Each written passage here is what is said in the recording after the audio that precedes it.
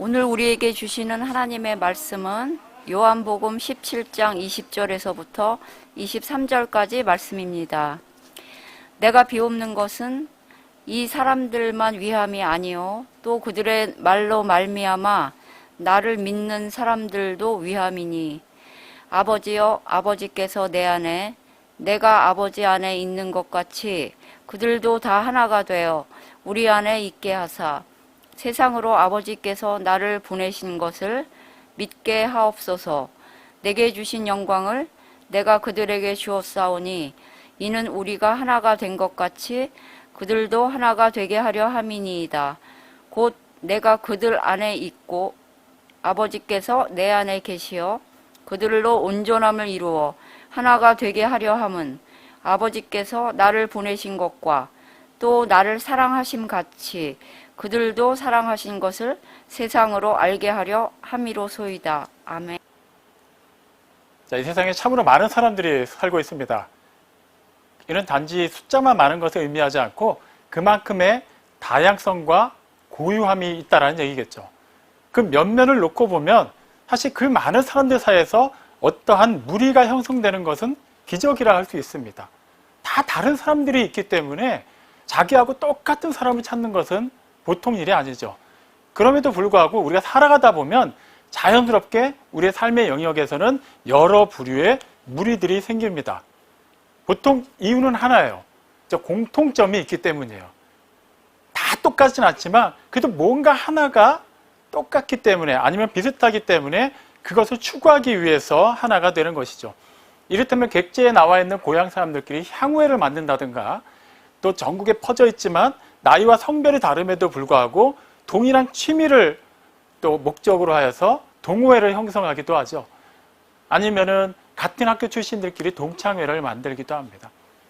그 외에도 여러 가지 또 동일한 목적을 가지고 우리는 다양한 모임들을 그리고 공동체를 형성합니다. 아니면은 전혀 공통점을 찾아볼 수가 없음에도 하나가 되는 경우도 있어요. 이를테면 영리를 목적으로 한 회사에 소속되는 경우가 그 예라고 할 수 있죠.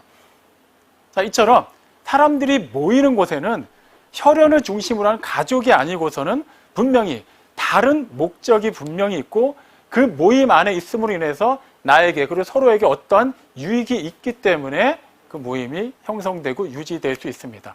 그 말은 그 모임 안에서 그다지 유익이 되지 않다고 여겨진다면 얼마든지 나는 나올 수가 있는 거예요.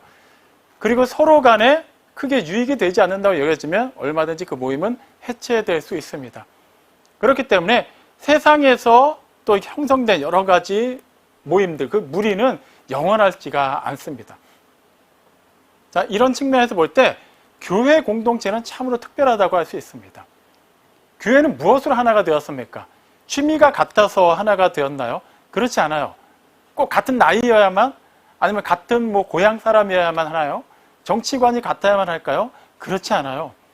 교회 인원이 몇 명이든 간에 그 속에 들어가서 어떤 기준을 제시하면 다 다양하게 무리가 형성됩니다. 결코 하나가 될 수 없어요. 그렇다고 해서 교회가 일반 법인처럼 회사처럼 그렇게 영리 목적을 위해서 마지못해 하나가 된 것인가요? 그렇지도 않습니다. 교회는 어떤 사람들이 공통적으로 인정할 만한 그런 목적이나 이상을 가지고 하나 되지 않았어요. 그렇다면 무엇을 통해서 교회가 하나 될 수 있었을까요? 자, 성경은 일단 교회에 대해서 무엇이라고 말하는지를 확인해 볼 필요가 있습니다. 고린도전서 1장 2절 초반부 말씀을 보면 그리스도 예수 안에서 거룩하여지고 성도라 부르심을 받은 자들을 가리켜 교회라고 합니다. 자, 이 내용을 다시 한번 살펴보죠. 자, 그리스도 예수 안에서 거룩하여지고 성도라 부르심을 받은 자들이 바로 교회라고 말합니다. 우리가 일반적으로 생각하는 교회는 제도나 또 그 건물 안에서 모여있는 그런 신앙 공동체를 생각하죠. 그 자체가 틀린 것은 아닙니다. 하지만 성경이 말하는 교회랑은 약간 개념이 다른 것이죠. 성경이 말하는 것은 우리가 일단은 스스로가 다 거룩한 사람들이라서 어느 정도 또 하나님께서 요구하시는 그 기대에 충족한 사람들끼리 나도 거룩하고 저 사람도 거룩하니까 우리끼리 한번 교회를 만들어 봅시다 해서 세운 것이 아니라는 것입니다. 그리스도 예수를 떠나서는 우리는 결코 교회가 될 수 없어요. 거룩해질 수 없어요. 그리스도 예수 안에서만 거룩해지고 또 성도로 우리가 스스로 부르는 것이 아니라 부르심을 받은 자들입니다.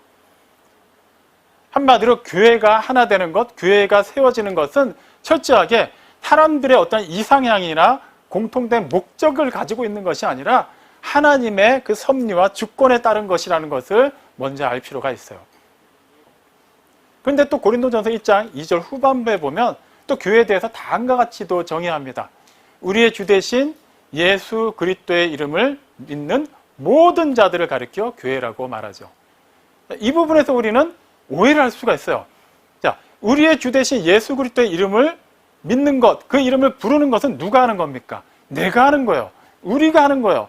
그러니까 결과적으로는 교회는 물론 하나님께서 불러주신 자들이 교회가 되기도 하지만 또한 우리 스스로가 우리가 선택해서 하나님을 아버지라 부르고 하나님을 아버지라 인정하는 것이 또 그것이 교회의 하나의 모습이니까 어쨌거나 우리의 의지가 또 담겨 있는 것이 바로 교회라고도 생각할 수 있어요. 하지만 성경은 그러한 일말의 가능성을 완전히 불식시킵니다. 로마서 3장 10절이 분명히 얘기하죠. 이 세상에 어떤 사람이 얼마나 많은 사람이 있더라도 의인은 없나니 하나도 없다고 얘기해요.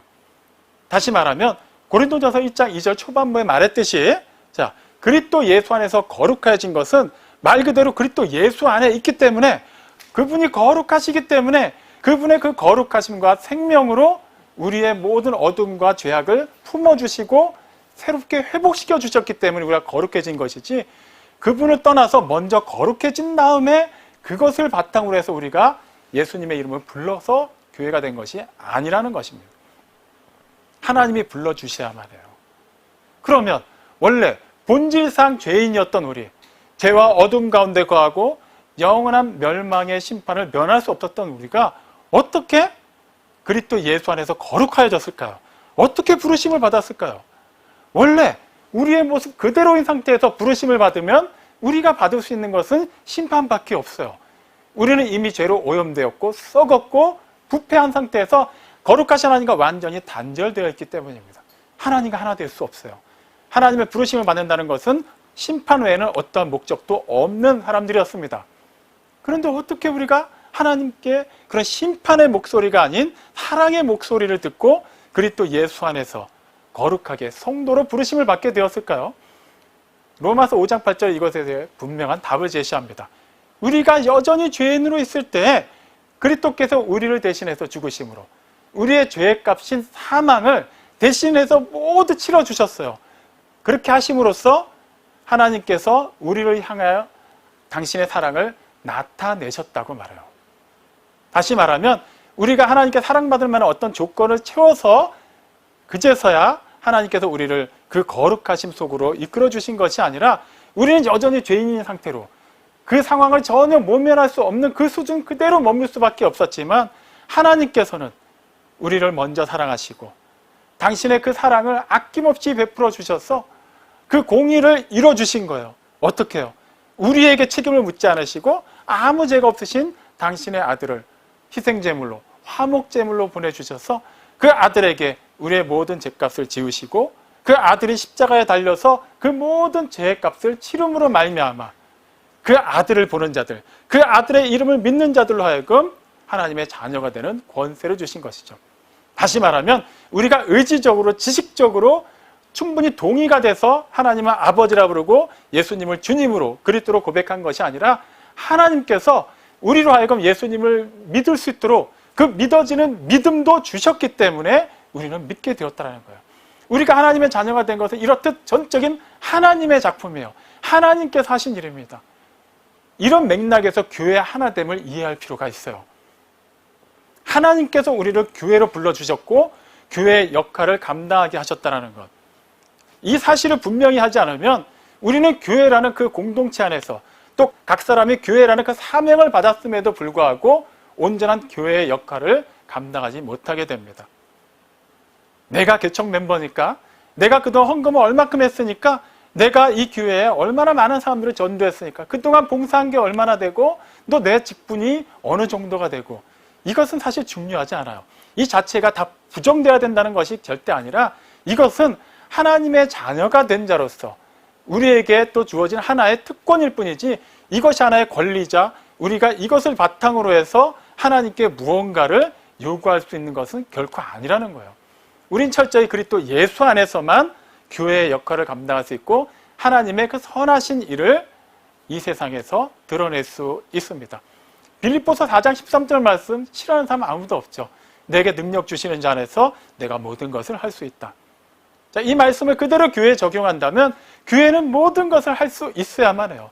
왜 그렇죠? 교회가 곧 그리스도 예수 안에서 거룩하여지고 성도라 부름받은 자들의 모임이기 때문이에요.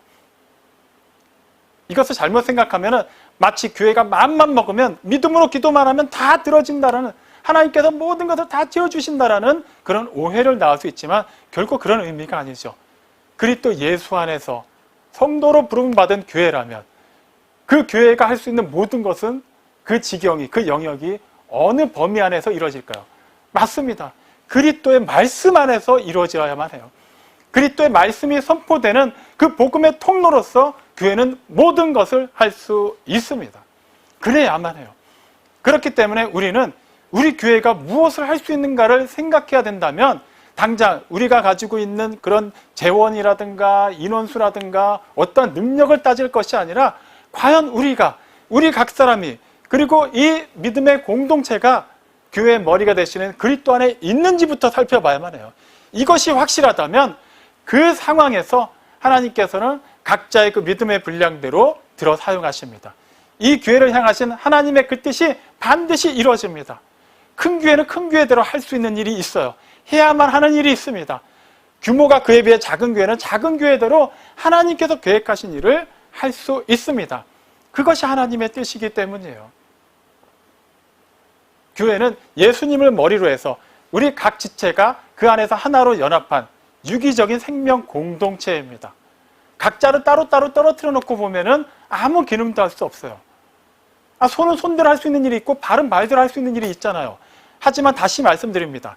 각자가 떨어져 나가면 그냥 아무런 생명 없이 얼마 못 가 썩어서 없어지고 말 것입니다.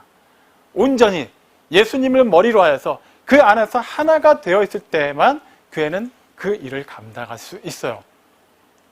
자, 유명한 화가가 이렇게 굉장히 불후의 명작을 남겼다고 해보죠. 자, 사람들은 그 그림을 보면서 그 화가의 손만을 찬양할까요? 그렇지 않아요. 그 화가의 이름을 높여 올립니다. 뛰어난 운동선수가 이렇게 육상 경기에서 세계 신기록을 세웠다고 해보죠. 그 선수가 만약에 100m에서 세계 신기록을 세웠다고 하면 그 일을 이루는데 주체적으로 한 발에 대해서만 사람들이 관심을 가질까요? 아니에요. 그 사람의 이름을 높이 세우죠. 마찬가지입니다. 우리 각자는 각자의 역할이 있고 굳이 비교를 하면은 조금 나은 부분도 있고 못한 부분도 있을 수 있어요. 하지만 우리가 온전히 그리스도 예수 안에서 하나가 되어 있다면 우리가 하는 그 일들이 결과적으로 합력하여 선을 이루게 됩니다. 그리고 그 모든 일들이 가능하도록 모든 과정을 이끌어 가시고 궁극적으로 가장 선한 결과를 이끌어내시는 우리 주 예수 그리스도께서 영광을 받으시게 되는 것이죠. 그것은 꼭 거창한 일을 해야만 되는 것은 아니에요. 각자가 할 수 있는 일이 있어요. 눈이 해야 되는 것은 눈이 하면 되는 거예요. 발이 해야 되는 것은 발이 하면 됩니다. 손이 해야 되는 일은 손이 하면 되는 거예요. 각자를 향해서 뭐라고 할 필요가 없어요. 예수님께 그 안에서 온전히 연합되어서 자신에게 주어진 그 사명을 잘 감당하기만 하면 우리는 결과적으로 하나님을 기쁘게 해드리는 믿음의 공동체로 그 교회의 역할을 감당할 수 있게 되는 거예요. 이왕이면은 좀 교회 사람도 많고 또 많은 사람들 가운데 좀 세상에서 유력한 사람들도 많고 그만큼 또 재정도 풍부하면은 하나님 나라 확장 위해서 조금 더 유연하게 조금 더 역동적으로 쓰임받을 수 있지 않을까요? 생각하기에 따라서 틀린 말은 아니에요. 하지만 꼭 그것만이 확실하게 하나님의 영광을 위한 일이어야만 한다면 애초부터 예수님이 세상에 그렇게 가난한 목수의 아들로 태어나실 이유가 없었을 겁니다. 이것을 잘못 생각하시면 안 돼요. 무조건 그리스도인이 된다는 것, 교회가 된다는 것은 가난해야만 하고 아파야만 하고 세상으로부터 무조건적인 미움을 받아야 된다는 의미는 아닙니다. 핵심은 우리가 그리스도인으로 사는 것이, 우리가 교회가 된 것이 그리스도 안에 속해 있기 때문에 부자가 되느냐, 가난하게 되느냐, 이것에 있지 않다라는 거예요. 자, 예수님께서는 이제 제자들에게 또 이렇게 부활하시고 나서 다시 승천하시기 전에 또 중요한 말씀을 하시죠. 사도행전 1장 8절에서 뭐라고 말씀하십니까? 오직 성령이 너에게 임하시면 너희가 권능을 받고 예루살렘과 온 유대와 사마리아와 땅끝까지 이르러 내 증인이 되리라. 너희는 분명히 나의 증인이 될 것이다 라고 말씀하셨어요. 그리고 성령님이 임하셨습니다. 그러자 그들이 실제 증인의 삶을 살았죠. 그들의 그 증언으로 말미암아 복음이 퍼져나갔어요. 그리고 시대가 흐를수록 그 복음이, 그 증언이 생명을 얻고서 생명을 가진 채로 계속해서 증거되었기 때문에 오늘날 우리에게까지 전달되었습니다. 그리고 이렇게 교회가 세워질 수 있게 되었죠. 하나님은 어제나 오늘이나 영원토록 동일하십니다. 그 하나님께서 2000년 전에 제자들에게 그러한 명령을 내리셨다면 그때도 계셨고 지금도 계신 성령님과 함께 신앙생활을 하는 우리에게도 그 당시 사도행전 1장 8절의 말씀은 그대로 주어진 명령이라는 것을 알 수 있어요. 우리 역시 증인의 삶을 살아야만 합니다. 이것을 위해서 교회는 하나 되어야만 해요. 단지 교회 공동체가 외부의 세력으로부터 어떠한 또 기득권을 지키기 위해 단지 교회가 추구하는 어떠한 방향을 이렇게 대변하기 위해서 하나 되는 것을 의미하지 않아요. 교회가 진정 성경이 말하는 그 의미에 맞게 하나 되어야만 우리는 증인의 삶을 살 수 있기 때문입니다. 예수님께서도 기도하셨죠. 자, 먼저 요한복음 17장 20절에서는 예수님의 기도가 단지 그때를 기준으로 해서 11제자들만을 위한 것이 아니라고 말씀하세요. 내가 지금 아버지께 기도하는 것은 이들만을 위한 것이 아니라 이들을 통해서 나를 믿게 될 모든 사람들을 위한 것입니다. 즉, 우리를 위해서도 예수님이 기도하셨어요. 예수님의 기도는 막연한 희망사항이 아닙니다. 하나님의 뜻을 따라 하신 기도이고 반드시 이루어집니다. 그렇기 때문에 그 일은 우리에게서도 이루어지고 있고 이루어져야만 하는 거예요. 그 다음에 뭐라고 기도하셨습니까? 아버지요, 아버지께서 내 안에, 내가 아버지 안에 있는 것 같이 그들도 다 하나가 되어 우리 안에 있게 하사 세상으로 아버지께서 나를 보내신 것을 믿게 하옵소서. 여기서 교회가 하나 되어야 되는 이유를 우리는 분명히 확인할 수 있어요. 먼저 우리가 하나로 똘똘 뭉쳐야만 우리가 그제서야 예수님 안에 포함될 수 있다는 것이 아니라 성부 하나님과 성자 하나님이 유기적으로 하나가 된 것처럼 성령 하나님까지 이렇게 삼위일체 하나님이 각자의 위격이 있으심에도 불구하고 결코 분리되지 않은 한 몸을 이루신 것처럼 우리도 그 하나님 안에서 한 몸이 되어서 포도나무가 되시는 주님께 붙어있는 그 가지가 되어서 온전히 하나 될 때 그러한 하나됨을 통해서 세상은 이 어둠 가운데 빛으로 오신 예수님을 믿을 수 있다는 거예요. 물론 길에 나가서 전도하는 것도 중요합니다. 그리고 그 상황에서 또 여러 불신자들을 만났을 때 어떻게 대처해야 되고 그들의 질문과 그들의 여러 가지 돌발 행동에 대해서 어떻게 대처해야 될지를 사전에 잘 숙지하고 그렇게 뭔가 전문적으로 전도하는 것도 중요한 방법이라 할 수 있어요. 하지만 핵심은 우리가 먼저 그리스도 예수 안에서 하나 되었는가, 그분과 하나 되었는가가 중요해요. 사실 교회는 이 부분을 많이 놓치고 있었습니다. 단지 우리끼리 똘똘 뭉치면 되는 거예요. 나쁘진 않잖아요. 세상 사람들이 아니라 교회에 있는 사람들끼리 대의를 위해서 하나가 된다라는데 어떠한 긍정적인 결과를 도출하기 위해서 열심히 노력하겠다라는데 문제될 것은 없어요. 그런데 여기서 자칫 한 가지를 놓치면 우리끼리 열심히 수고를 하고도 하나님께는 인정받지 못할 수도 있다는 것이 그게 문제가 됩니다. 우리는 신앙생활하면서 나름 그런 신앙적인 열심을 내는 것을 수평적인 관계에서 많이 적용합니다. 쉽게 말하면 이런 식이죠. 사람 대 사람 사이에서의 하나됨이에요. 그래, 내가 조금 더 양보하고 내가 조금 더 사랑하고 내가 조금 더 희생해서 그렇게 우리 교회가, 우리 공동체가 하나 되게 하는데 힘써야겠다. 좋아요. 굉장히 고귀한 생각입니다. 하지만 그렇게 하나가 되는 것은 수직적인 하나님과의 관계에서 그 간극을 좁히는 데는 크게 영향을 끼치지 못합니다. 사실 이러한 생각은 꼭 교회가 아니더라도 얼마든지 할 수 있어요. 가난한 사람들을 돌아보고 구제하는 것, 교회 안 다니는 사람들은 안 하나요? 그렇지 않아요. 얼마든지 예수를 믿지 않는 사람들도 할 수 있는 일입니다. 선교 현장에 뛰어드는 건 다 성령 충만하고 믿음을 가진 사람들만 하는 것인가요? 제가 실제 현장에 나가서 보니까 실제로 믿음이 없는데도 단지 분위기에 휩쓸려서 선교사로 나가는 사람들도 봤어요. 실제 본인의 신앙 고백을 하지도 않으면서도 단지 생계를 위해서 목회를 하는 사람도 저는 봤습니다. 그런 이들은 얼마든지 있을 수 있어요. 겉으로 어떤 모습이 드러나느냐가 핵심이 되어서는 안 됩니다. 실제 그 중심이 어떠하느냐가 중요한 것이죠. 마태복음 23장을 보면 예수님께서 특히 그 서기관들과 바리새인들로 대변되는 종교 지도자들을 향해서 신랄하게 비판하신 내용들이 많이 기록되어 있어요. 25절에 다음과 같이 얘기하시죠.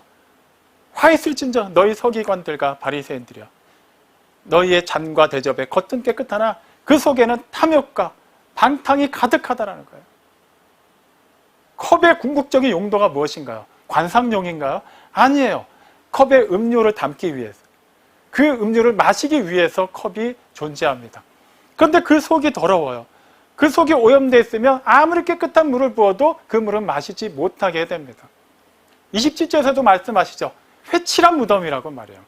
아무리 무덤을 예쁘게 꾸며놔도 그 안에는 썩은 것들, 온갖 더러운 것들, 뼈들 외에 어떤 생명도 없습니다. 여기서 우리는 우리 자신의 모습을 발견할 수 있어야 돼요. 우리가 수평적인 관계에서 아무리 사람들과 하나 되기를 위해서 노력하고 교회 내에서 열심히 나 자신을 불사르는 데 내어준다 할지라도 결과적으로는 이 수직적인 하나님과의 관계에서 온전한 하나됨을 이루지 못하고 있다면 우리의 모든 수고는 하나님 앞에서 그냥 일개, 한낱 이 세상의 다른 종교인들의 그것과 전혀 다를 바 없이 판단받을 수 있다는 것을 분명히 알아야만 해요. 내가 무엇을 하느냐를 생각하기 전에 과연 내가 누구 안에 속하여서 누구의 뜻을 따라 사느냐가 중요합니다. 그렇기 때문에 우리는 계속해서 무엇을 지향해야만 할까요? 누구를 지향해야만 할까요? 네, 수직적인 관계인 그 정점에 계시는 하나님을 향해 나아가야만 해요. 그렇게 각자의 위치에서 서로 하나가 되기 위해서 노력하기보다 먼저 하나님께로 우리가 나아갈 때, 하나님과 하나가 될 때 비로소 그 안에서 우리는 하나가 되는 거예요. 바로 그게 교회입니다. 그게 바로 그리스도인이에요. 우리는 그러한 삶으로 부르심을 받았고 그렇게 성도가 되었습니다. 하나님 안에서 우리끼리 된 것이 아니라 하나님의 그 은혜와 사랑 안에서 그 말씀 안에서 하나가 되었어요. 그렇다면 이제 무엇을 해야 될까요? 다시 이제 기존에는 마음에도 없이 전도했다면 이제는 그런 확신을 가지고 전도하면 되는 것인가요? 방법에서 우리는 다시 한번 생각해 볼 필요가 있어요. 야고보서 2장 17절은 행함이 없는 믿음은 그 자체가 죽은 것이라고 말하죠. 자, 믿음이 있다면 그 믿음에 따르는 행함이 분명히 받쳐줘야만 이것이 하나님을 기쁘게 해드릴 수 있는 믿음이 된다는 거예요. 여기서 말하는 믿음은 무엇입니까? 내가 기도하면 이뤄주실 줄로 믿습니다라는 그런 믿음인가요? 아니에요. 여기서 말하는 믿음은 믿음의 대상이 누구인지를 아는 믿음이에요. 예수님을 우리의 주와 그리스도로 믿는 그 믿음입니다. 그러면 그 따르는 행함은 무엇이 될까요? 네, 우리의 주님의 말씀을 따르는 삶, 우리의 그리스도의 그 가르침을 따르는 삶이 바로 그 행함이 돼야 되는 거예요. 이것이 온전히 받쳐질 때 우리는 진정한 교회의 역할을 할 수 있게 됩니다. 그러면 이 행함은 구체적으로 어떤 행함이어야만 할까요? 예수님께서는 마태복음 16장 24절을 통해서 누구든지 나를 따라오려거든 자기를 부인하고 자기 십자가를 지고 나를 따를 것이니라라고 말씀하셨어요. 자, 행함이 없는 믿음이 죽은 것이기 때문에 우리는 죽은 믿음이 아니라 살아있는 믿음으로 하나님께 나아가기 위해서는 우리의 주와 그리스도가 되시는 예수님의 말씀을 따라 살아야만 해요. 그 삶이 무슨 삶이라고요? 자기를 부인하고 예수님을 따라 각자에게 주어진 십자가를 지고 따르는 거예요. 사실 부담돼요. 피하고 싶어요. 그냥 하나님은 사랑의 하나님으로만 알고 싶어요. 그냥 뭔가 그렇게 엄청난 일을 맡기신다고 하면 그냥 하나님 나를 사랑하시니까 이것만큼 나에게서 좀 지나치게 해주세요. 우린 사실 그런 맥락으로 기도할 때가 많지 않습니까? 아니면은 마치 십자가를 진다는 것을 이 세상에서의 삶에 있어서 굉장히 큰 손해를 보는 것처럼 오해를 하기도 해요. 왠지 가난해져야만 할 것 같고 내가 가지는 것을 막 기꺼이 막 다 팔아서 막 구제하는 데 써야만 할 것 같고 갑자기 뭐 선교지로 나가라고 하면 어떡하지? 아, 내가 사는데도 바쁜데 막 매일같이 새벽 예배를 나가야 되는 건 아닌가? 뭔가 그렇게 우리가 생각하는 어떤 행위적인 종교적인 열심 차원에서 생각하기 쉽죠. 하지만 우리가 정말 예수님의 그 말씀을 따라서 행함이 있는 믿음의 삶을 살기 위해서는 무엇을 봐야 할까요? 예수님이 어디로 가시는지를 봐야 돼요. 예수님이 나를 따르라고 얘기하셨어요. 그렇다면 우리는 이 십자가만을 보고 있을 것이 아니라 그 십자가를 지고 어디로 가야 하는지를 봐야 해요. 예수님이 지금 어디를 향해 나가시는가? 그리고 우리가 그 방향을 온전히 따라가고 있다면 나머지는 다 해결되는 거예요.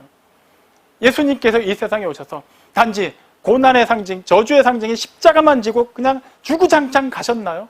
그렇지 않았어요. 결과적으로 그분은 그 십자가 위에 달려서 우리의 모든 죄를 대속하셨죠. 그리고 전혀 하나님께 나아갈 수 없었던 우리를 하나님께 나아갈 수 있도록 그분이 길이 되시고 진리가 되시고 생명이 되어주셨어요. 결과적으로 우리는 십자가를 지고 어디를 향해 나아갑니까? 이미 임한 하나님의 나라, 궁극적으로 완전히 성취하게 될 그 하나님의 나라를 향해서 나아가는 거예요. 그 생명의 길, 비록 문은 좁아요. 길은 좁습니다. 그에 반해서 다른 길은 너무나도 문도 넓고 길이 넓어요. 십자가를 지지 않아도 됩니다. 하지만 그거에 비교할 필요 없어요. 그런 것 때문에 우리가 신경 쓸 필요 없습니다. 우리는 그 너머에 있는 궁극적인 최종 결과를 알기 때문이에요. 세상에서 아무리 어려운 일을 당한다 할지라도 우리가 지고 가야 될 그 십자가가 때에 따라서는 질병이 될 수도 있고 가난이 될 수도 있어요. 무사람들 사이에서 불의하게 이렇게 오해를 받는 일이 될 수도 있어요. 생각지도 못했던 여러 가지 재난을 당하는 것일 수도 있어요. 아니면 그냥 무난하게 평안하게 사는 데 싶지만 그리스도인의 삶의 삶으로 인해서 세상에서 미움을 받는 여러 가지 일일 수도 있어요. 그것이 무엇이 됐는지는 중요하지 않습니다. 핵심은 그 어떠한 일들이 우리를 덮친다 할지라도 그 어떠한 것들이 커다란 장애물이 되어서 우리의 가는 길 앞을 막고 서 있다 할지라도 우리에게 주어진 궁극적인 결과는 변하지 않는다는 거예요. 우리는 그 사실을 알기 때문에 예수님께서 앞서가신 그 길을 십자가를 지고 갈 수 있는 것입니다. 아무리 힘든 일이 있더라도 그 힘든 일 때문에 비록 우리의 감정이 소모될 때도 있고 몸이 지칠 수도 있어요. 믿음의 삶이란 슬픈데 슬프지 않은 척 기쁜 척 하는 것을 말하지 않습니다. 몸이 아픈데 이미 다 나은 것처럼 그렇게 애써 태어난 척 하는 게 믿음의 삶이 아니에요. 아프면 아프다고 솔직히 표현할 수 있는 거, 슬프면 슬프다고 표현할 수 있는 거예요. 하지만 그 일들이 우리가 나아가야 할 궁극적인 그 길에서 최종적인 방해물이 되지 않는다라는 거예요. 그것들에 의해서 우리는 규정되지 않는다라는 거예요. 그것이 바로 믿음의 삶이야. 그것이 바로 교회가 해야 되는 것이에요. 그것이 교회로 부름받은 그리스도인이 된 성도로 거룩하게 되어진 우리 각 사람에게 주어진 사명입니다. 세상은 바로 그러한 우리들을 봅니다. 그러한 우리들의 삶을 통해서 이 세상에, 이 어둠 가득한, 이 죄악으로 가득한 세상에 생명의 빛이 임했다라는 것을 알게 될 거예요. 똑같이 환난 가운데 있을지라도 그 상황 속에서 세상과 같은 시각을 갖지 않습니다. 사람들이 처음에는 우리를 우습게 볼 거예요. 이상주의자로 생각할 수도 있습니다. 이거를 오해하지 마십시오. 그냥 태연하게 세상에서 어떤 일이 일어났든지 그 일에 신경 쓰지 말고 살라는 게 아니에요. 우리는 아직까지 초월적인 존재들이 아니에요. 여전히 세상에서 일어나는 모든 일들을 그대로 다 영향을 받으면서 살아갑니다. 하지만 그 영향 때문에 잠시 힘들 수는 있지만 그래도 우리는 거기서 포기하지 않아요. 다른 길을 찾지 않습니다. 주어진 길을 갑니다. 하나님께서 그렇게 이끌어 가시고 그렇게 되도록 계속해서 힘을 주고 계시기 때문이에요. 우리가 일어나서 자기를 부인하고 내 생각을 내려놓고 하나님께서 주신 그 말씀을 따라서 십자가를 지기만 하면 하나님께서는 나의 발을 사슴과 같게 하사 그 높은 곳에 거할 수 있도록 힘을 주십니다. 포기하지 마세요. 시편 62편 2절에 다윗이 다음과 같이 고백하죠.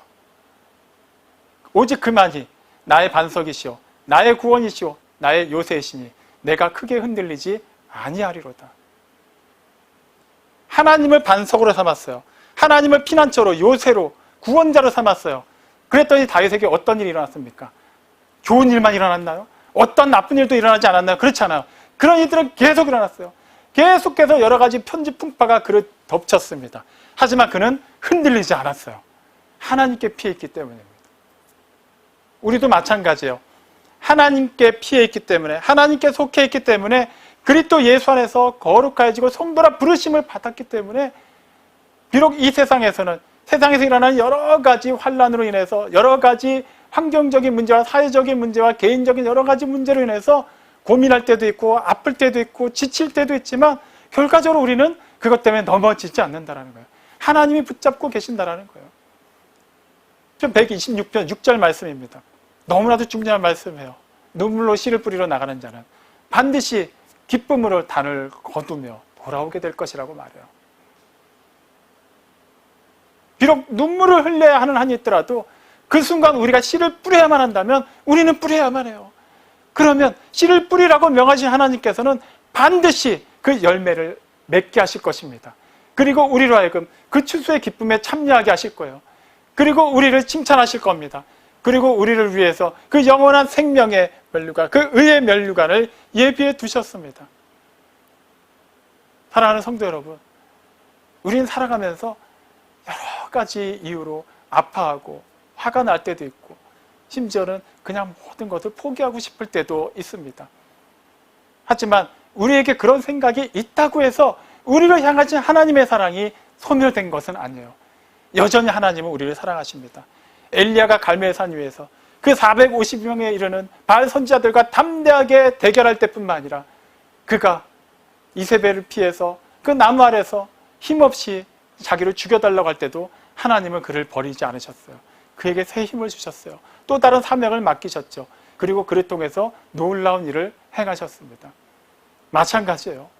우리가 뭔가 스스로 생각할 때 믿음이 좋다고 여겨질 때나 심신이 지칠 때나 우리의 믿음이 어디 갔는지 온데간데 없이 사라진 것처럼 여겨질 때에도 우리를 사랑하시는 하나님의 그 사랑, 우리를 붙잡고 계시는 하나님의 그 의로우신 손은 결코 우리에게서 떠난 적이 없습니다. 그렇기 때문에 그 그리스도 예수 안에 있는 자로서 거룩하여지고 성도로 부르심을 받은 자로서 해야 될 그 일을 하십시오. 눈물을 흘릴 정도로 도무지 막 이가 갈릴 정도로 하기 싫은 일이라 할지라도 그것이 부름받은 자로서 우리가 마땅히 해야 될 일이라면 그 일을 포기하지 마십시오. 계속해서 그 길을 걸어 나아갈 때 우리는 반드시 기쁨으로 하나님께서 예비하신 그 크고 놀라우신 일에 참여하게 될 것입니다. 그렇게 세상이 살아계신 하나님을 만나게 하십시오. 그렇게 여러분 각 사람이 그리고 우리 이 믿음의 공동체가 교회가 될 때 하나님께서 계획하신 일이 반드시 이루어집니다. 그 일을 영광스럽게 이뤄내고 그 일에 참여한 자로서 주어진 모든 삶을 명예롭게 살아내십시오. 그것이 우리를 교회로 부르시고 우리를 거룩하게 하시고 우리를 당신의 자녀 삼으신 하나님 아버지의 뜻입니다.